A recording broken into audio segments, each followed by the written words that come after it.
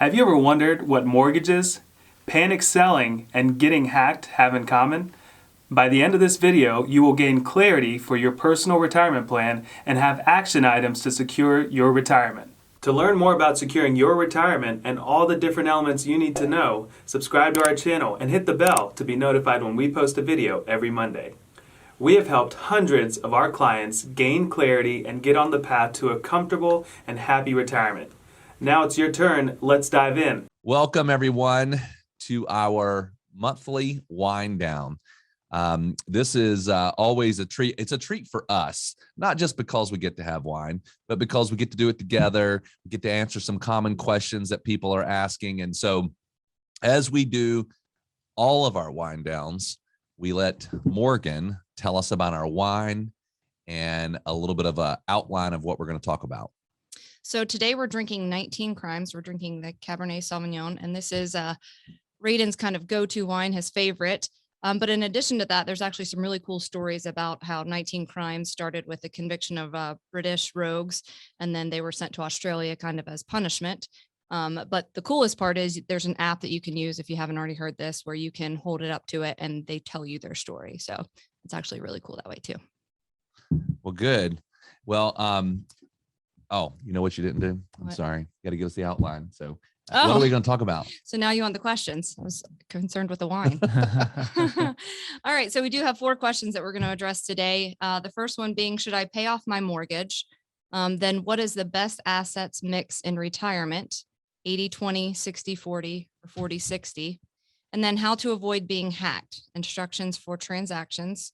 And then finally, the stock market is at record highs. Should you sell? So back to the first one, should I pay off my mortgage? Very, very good. This is a great question because a lot of people ask about it, and they are worried because they're looking at things and they're going, you know what, I'm going to go into retirement, and do I really want this payment? And so it's mostly around emotion. But when somebody asks me, should I pay off the mortgage, I always think about it from a return or cash flow return first. And I'm going to walk you through an example, and this will make it really easy for you to think through and go, that makes sense or that does not make sense. So I'm going to give you a couple scenarios. The first scenario is an easy one, and see if you can follow me. Let's say that you owe $100,000 on your mortgage. $100,000 is easy math. You owe $100,000 on your mortgage, and let's just say that your house payment, you've had it forever, and without your escrow, without any payments toward insurance or taxes, let's just say that on that $100,000 mortgage, you have a $1,500 payment. So that's $1,500 a month, or roughly $17,000 a year. Now, think about that for a second and say, how much money would I need to invest to generate $1,500 a month? Well, or what type of return is that? Well, that's like a 17% cash flow. So that's a huge cash flow. You could not invest $100,000 and get that kind of cash flow. So if you paid the mortgage off, you're instantly going to get that positive cash flow of $1,500 a month. The math on that is super easy. Pay off the mortgage. That's the answer. But now, what if it's a different scenario? What if it's maybe a $250,000 mortgage and you've gotten a great rate on it, but your cash flow out of that is not that good? Maybe it's only 4% or 3%. Well, now it might not make sense to pay the mortgage off, or it's going to deplete a tremendous amount of your savings. Or what if you told me and Merce, hey, I've got to use IRA money to pay off the mortgage? You would never do that, in our opinion. Why? Because you're going to have to take the money out of the IRA. You're going to have to pay taxes on it in order to net or get yourselves down to the balance of whatever it is that you owe on the mortgage.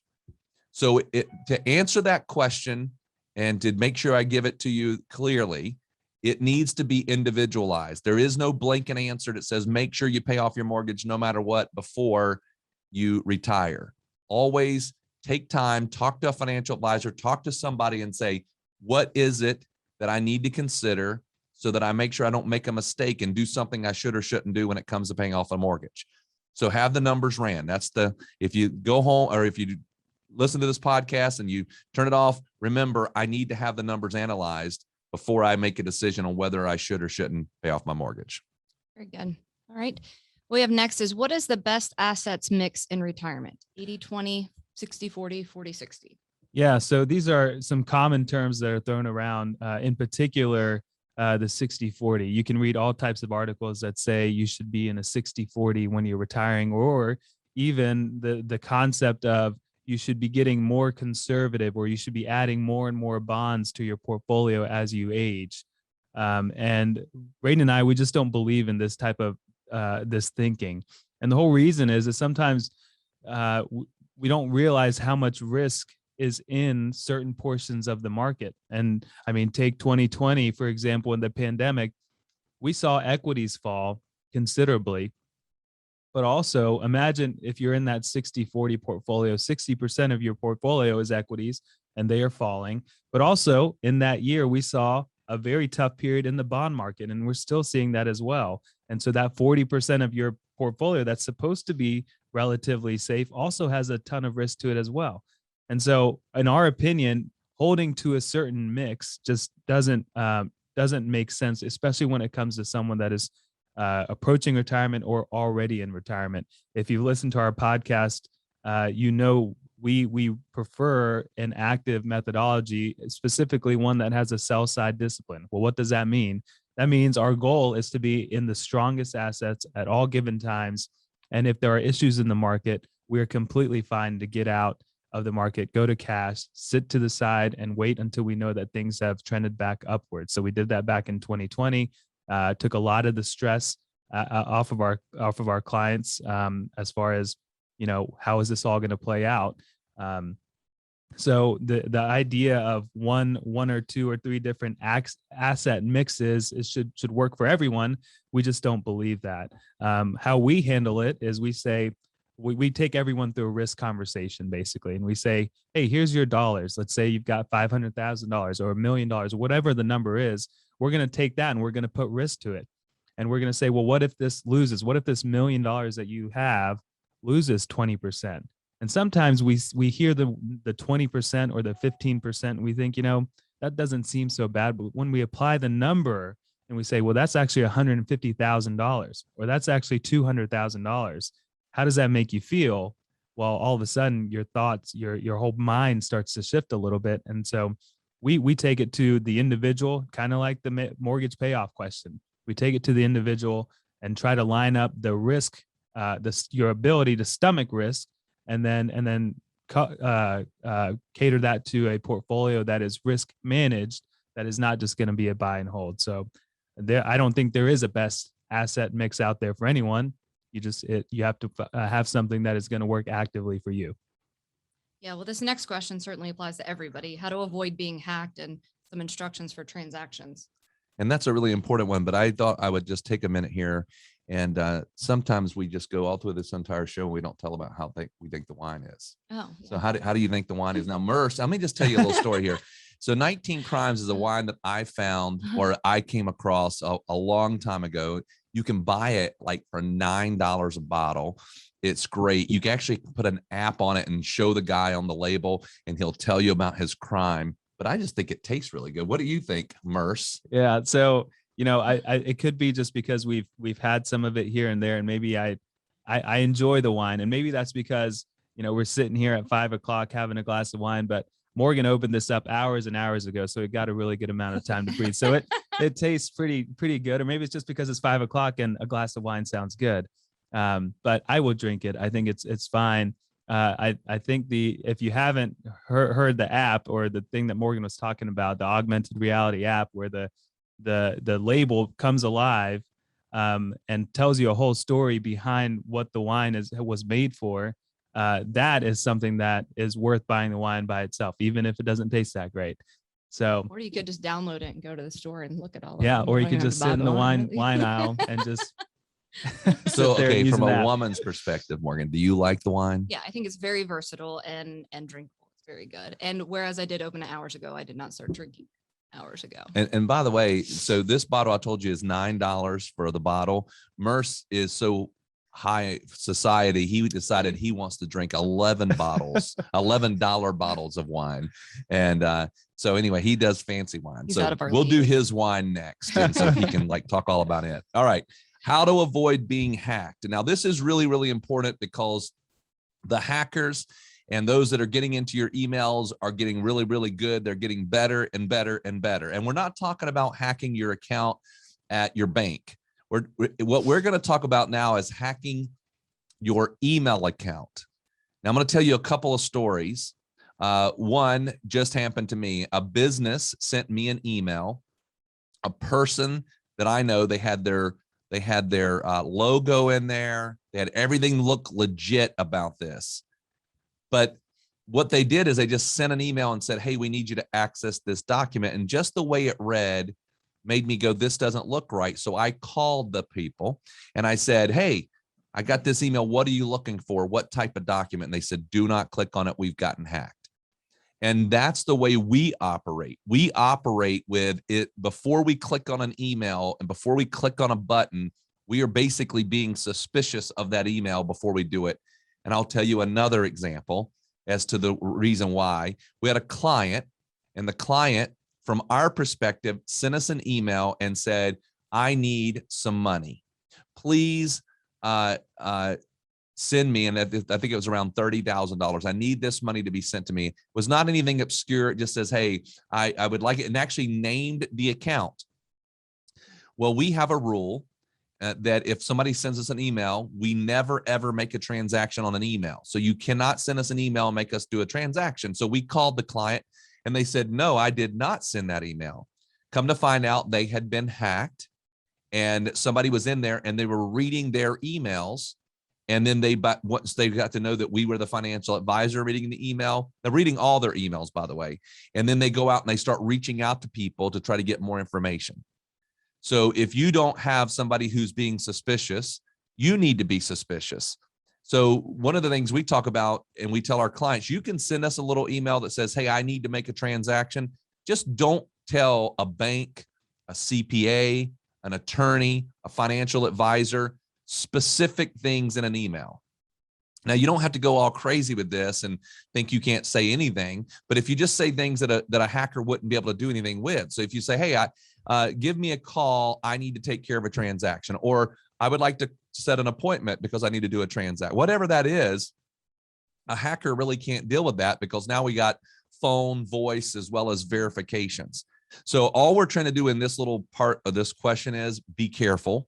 Be careful about what you ask for in an email, because whatever you ask for could be being read. Now, you might also come up with new protocols that says every 3 months, I'm going to change my password to my email account.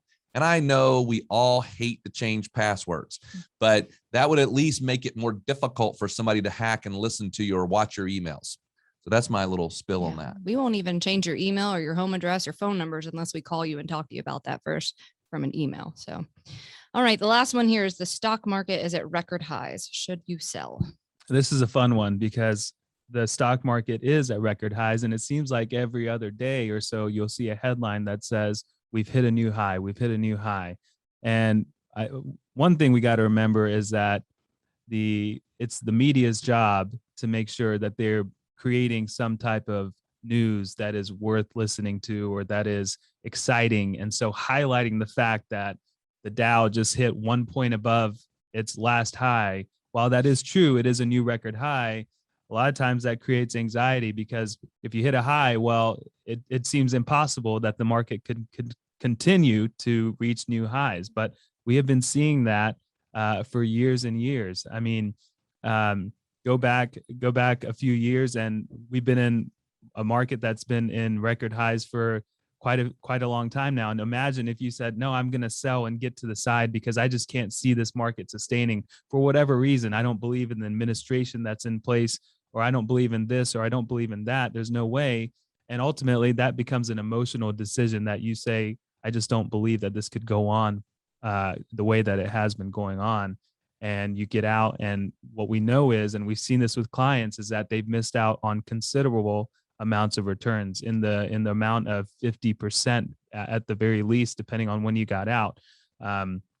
We've seen people make decisions off of a change in administration, like when President Trump got put in office years ago, or even before that. And the idea was, well, if one person gets put in office versus another one, the market's going to go way up or the market's going to go way down. And so we've seen not only individuals, but we've seen advisors act off of that emotional roller coaster. And it just, in our opinion, doesn't make sense. And I bring it back to the way that we manage money. We manage money in a very emotionless way, which means we're reading the numbers on a daily basis. We're tracking basically supply and demand in the market. So none of our numbers have any emotion to them. None of our numbers are evaluating who's being put into office or evaluating what the COVID numbers are right this moment.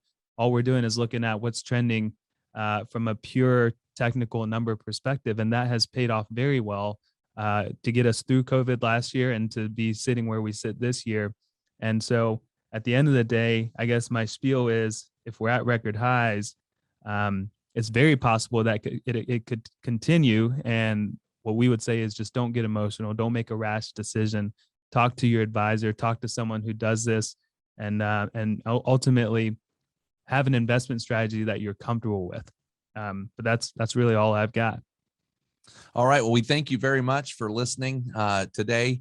We hope that when we do these wind downs and we kind of do rapid fire questions, is the way we're trying to handle these, is just to handle, hey, these are basic common questions we're getting all the time.